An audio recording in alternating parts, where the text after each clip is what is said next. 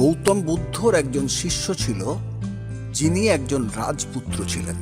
তিনি প্রথম দিন দীক্ষা নিয়ে সন্ন্যাসী হওয়ার পরই যখন ভিক্ষে করতে চাইলেন, তখন বুদ্ধ তাকে বললেন, তুমি গতকাল পর্যন্ত ভিক্ষে চাওয়ার ব্যাপারে কিছুই জানতে না। তুমি একজন যুবরাজ। আজ যখন ভিক্ষার বাটি তোমার হাতে উঠবে, আমি জানি না বিষয়টা তোমার ঠিক কেমন লাগবে। তাই অনেক ভেবে আমি ঠিক করেছি, আমার একজন মহিলা শিষ্যা আছেন। তাকে বলেছি যে যতদিন তুমি ভিক্ষা চাইতে পারদর্শী না হবে, ততদিন তুমি ওই মহিলা শিষ্যার কাছে গিয়েই খাবার খাবে। তাই এই মুহূর্তে তোমাকে ভিক্ষে করতে হবে না। এখন থেকে তুমি খাবার খাওয়ার জন্য ওই মহিলা শিষ্যার বাড়িতেই যাবে। ওই মহিলা শিষ্যার বাড়ি পৌঁছানোর জন্য 2 মাইল পথ হাঁটতে হতো। খেতে যাওয়ার জন্য যখন যুবরাজ হাঁটছিল, তখন মনে মনে ভাবতে শুরু করলো, এখন থেকে সে সন্ন্যাসী। তাই এ জীবনে সে আর কখনোই তার প্রিয় খাবার খেতে পারবে না। এখন থেকে সে যে খাবারই পাবে, সেই খাবার তাকে খেতে হবে। তার বারবার মনে পড়ে যাচ্ছিল সেই সব খাবারগুলোর কথা, যেগুলো তার প্রিয় এবং পছন্দের ছিল। যখন সে মহিলা শিষ্যার বাড়িতে পৌঁছে খাবার খাওয়ার জন্য বসল, তখন অবাক হয়ে দেখল তার প্লেটে শুধু সেই খাবারগুলোই রয়েছে যেগুলো তার সবচেয়ে প্রিয়। তখন সে ভাবল, এটা হয়তো একটা কাকতালীয় ব্যাপার। চুপচাপ বসে খেতে থাকা অবস্থায় সে ভাবছিল যে খাওয়ার পরে আবার তাকে ওই 2 মাইল পথ পায়ে হেঁটে গিয়ে বুদ্ধর কাছে পৌঁছতে হবে। খাওয়ার পর কয়েক ঘন্টা বিশ্রাম নিয়ে বিকেলে বুদ্ধর কাছে যেতে পারলে ভালো হতো। যুবরাজ খাওয়ার সময় মহিলা শিষ্যাটি তার কাছেই বসেছিলেন। তিনি বললেন, ও সন্ন্যাসী, যদি আপনি খাওয়ার পর কিছুক্ষণ বিশ্রাম নেন, তবে আমি খুব খুশি হব। যুবরাজ বেশ খানিকটা অবাক হয়ে ভাবলেন, আমি মনে মনে যা ভাবছিলাম, মহিলা শিষ্যাটি হুবহু একই কথা বলল। এটা একটা কাকতালীয় ব্যাপার মনে হলেও, যেহেতু আমি অনেক দূর থেকে রোদের ভেতরে হাঁটতে হাঁটতে এসেছি, তাই হয়তো মহিলা শিষ্যাটি নিশ্চয়ই ভেবেছেন যে আমার কিছুক্ষণ বিশ্রাম নেওয়া উচিত। মহিলা শিষ্যাটি তার বিশ্রামের জন্য একটি মাদুর বিছিয়ে দিয়েছিলেন। যুবরাজ মাদুরে শুয়ে মনে মনে ভাবছিল, আজ আমার ওপর কারো ছায়া নেই, মাথার ওপর কোনো ছাদও নেই, এমনকি শোয়ার জন্য বিছানাও নেই। মহিলা শিষ্যাটি তার পিছনে বসেছিল। সে পিছন থেকে বলল, ও সন্ন্যাসী, তুমি কেন এসব ভাবছ? এই পৃথিবীতে বুদ্ধের চেয়ে বড় কোনো ছায়া নেই, আকাশের মতো বড় কোনো ছাদ নেই, আর মাটির চেয়ে ভালো বিছানা কিছুই নেই। দয়া করে এভাবে চিন্তা করে মন খারাপ করো না। একথা শোনার পর রাজকুমারের পক্ষে মহিলা শিষ্যার কথাগুলোকে আর কাকতালীয় ঘটনা বলে মেনে নেওয়া কঠিন ছিল। সে বিভ্রান্ত হয়ে বলল, কি ব্যাপার, আপনি আমার মনের ভাবনাগুলো পড়ছেন কিভাবে? আপনি কি জানেন আমার মনের ভেতরে কি চলছে? মহিলা শিষ্যাটি বললেন, হ্যাঁ, অবশ্যই জানি। আমি দীর্ঘকাল ধরে ধ্যান করার মধ্যে দিয়ে আমার নিজের মনের চিন্তাগুলো পর্যবেক্ষণ করতে করতে এখন পরিস্থিতি এমন হয়েছে যে আমার নিজের চিন্তাগুলো অদৃশ্যই হয়ে গেছে। পর্যবেক্ষণ করতে করতে মন এখন চিন্তাহীন হয়ে গেছে। এখন আমার কাছে কেউ থাকলে তার চিন্তাই আমার পর্যবেক্ষণে আসে। যুবরাজ সন্ন্যাসী আতঙ্কে হাত পা কাঁপতে কাঁপতে উঠে দাঁড়ালেন। বললেন, আমি যাই, দয়া করে আমাকে যেতে দিন। মহিলা শিষ্যাটি বললেন, আপনি এত ঘাবড়ে যাচ্ছেন কেন? এটা নিয়ে দুশ্চিন্তার কি আছে? আপনি এখনো ভালো করে বিশ্রামই নেননি, এই মাত্র শুয়েছেন। দয়া করে আর একটু বিশ্রাম নিন, তারপরে যান। কিন্তু যুবরাজ সন্ন্যাসী আর এক মুহূর্ত সেখানে থাকতে চাইলেন না। তিনি সোজা বুদ্ধের কাছে এসে বললেন, আগামীকাল থেকে তিনি খাবার খাওয়ার জন্য ওই মহিলা শিষ্যার বাড়িতে যেতে পারবেন না। বুদ্ধ বললেন, কি ব্যাপার, কিছু ভুল হয়েছে? ভুল কিছু ঘটে গেছে? রাজপুত্র সন্ন্যাসী বললেন, কোনো ভুল হয়নি। আমি অনেক সম্মান পেয়েছি এবং আমি খাবার হিসেবে যেটা পেয়েছি, যেগুলো আমি সবচেয়ে পছন্দ করি, কিন্তু আমি সেখানে যাব না। দয়া করে এই বিষয়টা ছেড়ে দিন, এটা নিয়ে আর আলোচনা করবেন না।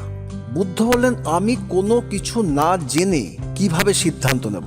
রাজপুত্র সন্ন্যাসী বললেন, প্রভু, আমি সেখানে যেতে চাই না, কারণ ওই মহিলা শিষ্যা অন্যের মনের কথা, অন্যের মনের ভাবনা পড়তে পারেন। এটা খুবই বিপজ্জনক একটা ব্যাপার। এছাড়াও উনি আপনার শিষ্যা হলেও উনি অল্প বয়স্কা, সুন্দরী একজন মহিলা। তাই উনি সামনে থাকলে আমার মনে কামনা বাসনার চিন্তা তীব্র হতে পারে। আর আমার মনের এই অবস্থার কথা জানতে পারলে তিনি আমার সম্পর্কে কি ধারণা করবেন? আপনিই বলুন, আমি সেখানে কিভাবে যেতে পারি? আমি কিভাবে তার সামনে দাঁড়াতে পারি? বুদ্ধ বললেন, তোমাকে সেখানে যেতেই হবে। যদি এমন ধরনের কোনো ঘটনা ঘটে এবং তার জন্য ক্ষমা চাইতে হয়, তাহলে তো তোমার সন্ন্যাসী হওয়ার কোনো দরকার ছিল না। আমি তোমাকে একটা বিশেষ কারণে সেখানে পাঠিয়েছি। যতক্ষণ না আমি তোমাকে সেখানে যেতে বারণ করছি, ততক্ষণই তোমাকে সেখানে যেতে হবে। প্রয়োজনে 2 মাস যেতে হতে পারে, 2 বছরের জন্য যেতে হতে পারে, কিন্তু সচেতনভাবে সেখানে যাও। নিজের ভেতরে পর্যবেক্ষণ করো, তোমার মনে কি চিন্তা উঠে আসছে সেটা দেখো।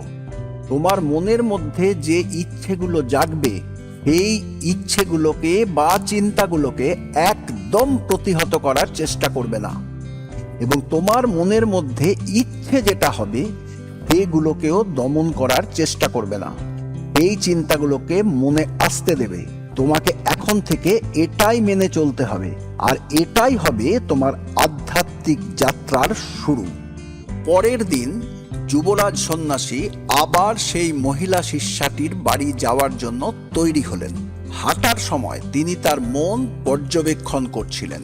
তিনি খেয়াল করলেন, আজ তার মনে মহাবিশ্বের একটা অদ্ভুত অনুভূতি।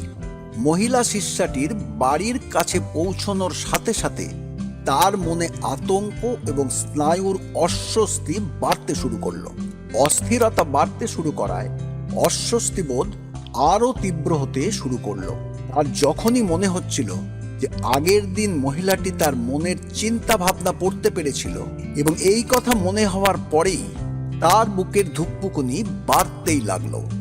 মহিলা শিষ্যাটির বাড়ির কাছাকাছি আসার পরে তার হঠাৎ চোখ খুলে গেল।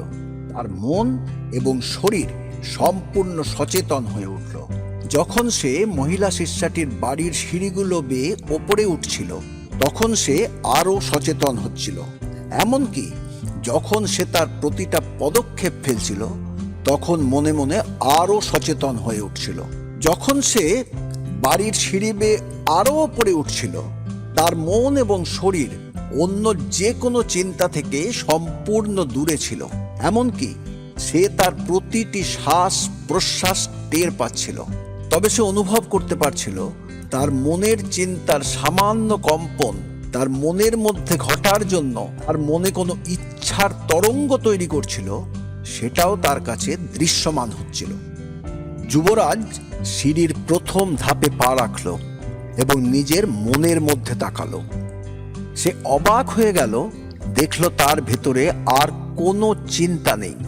দ্বিতীয় ধাপে পা রাখার পরে তার ভেতরে একটা সম্পূর্ণ নিস্তব্ধতা তৈরি হলো। সে যখন তৃতীয় ধাপে পা রাখল, সে তার মনের ভেতরে সম্পূর্ণ শূন্যতা দেখতে পেল, যেখানে কোনো চিন্তা, কোনো ভয়, কিচ্ছু নেই। ঘরে প্রবেশ করার পরে সে সম্পূর্ণ সচেতন হয়ে গেল। ঘরের ভেতরে একটা প্রদীপ জ্বলছিল। প্রদীপটা ঘরের প্রতিটি কোণা আলোকিত করলেও সে ঘরের ভেতরে প্রদীপটা ছাড়া আর কিছুই দেখতে পেল না। তার খাবার একটা থালায় দেওয়া ছিল। সে নিঃশব্দে খাবার খেয়ে মনের আনন্দে বুদ্ধের কাছে ফিরে এলো। সে বুদ্ধের পায়ের কাছে বসে বলল, ভগবান, আজ একটা অপূর্ব অভিজ্ঞতা হলো। যখন আমি তার বাড়ির সিঁড়ির কাছে পৌঁছলাম, তখন আমি ভেতরে ভেতরে সম্পূর্ণভাবে সচেতন হয়ে উঠলাম।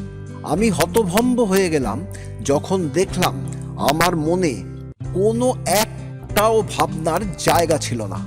মন সম্পূর্ণ চিন্তাশূন্য হয়ে গেছে।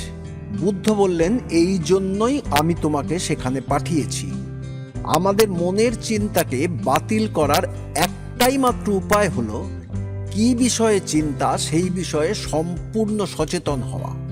একজন ব্যক্তি যতই বেশি চিন্তা সম্পর্কে সচেতন হবেন, ততই কোনো চিন্তা তার মনে প্রবেশ করতে পারবে না। তোমাকে কাল থেকে সেখানে আর যেতে হবে না। এখন এমনভাবে জীবনযাপন করো যেন তোমার চিন্তা ভাবনা সবাই অনুসরণ করে। এছাড়াও তুমি সব সময় তোমার মনটাকে পর্যবেক্ষণ শুরু করো।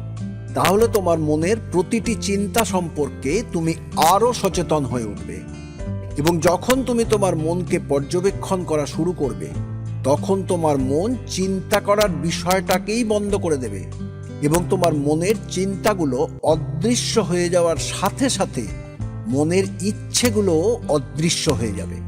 এবং যখন তোমার মনের চিন্তা এবং ইচ্ছা অদৃশ্য হয়ে যাবে, তখনই তোমার জাগরণ সম্পূর্ণ হবে। তোমার মনে কোনো দাগ থাকবে না, আত্মনিয়ন্ত্রণ ঘটবে এবং এই জাগরণই হলো চেতনার জাগরণ, বিবেকের জাগরণ। এখানেই শেষ আজকের গল্প। গল্পটা ভালো লাগলে সাবস্ক্রাইব ও শেয়ার করুন। পরের ভিডিও পেতে বেল আইকনে ক্লিক করুন। ভালো থাকুন, সুস্থ থাকুন, নমস্কার।